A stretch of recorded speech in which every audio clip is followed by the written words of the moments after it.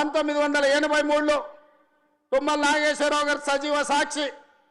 ఆనాడు అన్న పెద్దలు నందమూరి తారక రామారావు గారు యువ న్యాయవాదిగా జగిత్యాలలో న్యాయవాది పదవిని బాధ్యత నిర్వహిస్తుంటే పిలిచి భుజం తట్టి నీకు ఎమ్మెల్యే టికెట్ ఇచ్చి నీకు ఎక్సైజ్ శాఖ మంత్రి ఇస్తే సంవత్సరం తిరిగే లోపలనే అన్న ఎన్టీఆర్ను వెన్నుపోటు పడిచి నాదెండ్ల భాస్కరరావుతోని జట్టు కట్టిన నువ్వు నాదెండ్ల భాస్కరరావు సోపతిని వదిలి కాంగ్రెస్ పార్టీలకు వచ్చి 40 సంవత్సరాలు పూర్తయింది.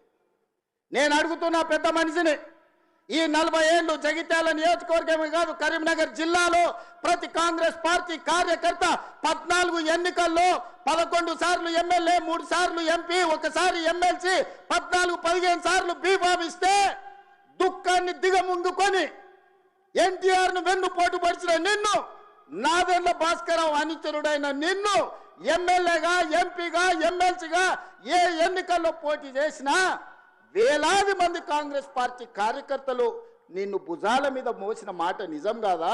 పల్లకిలో అసెంబ్లీకి పంపిన మాట నిజం కాదా? మిత్రులారా,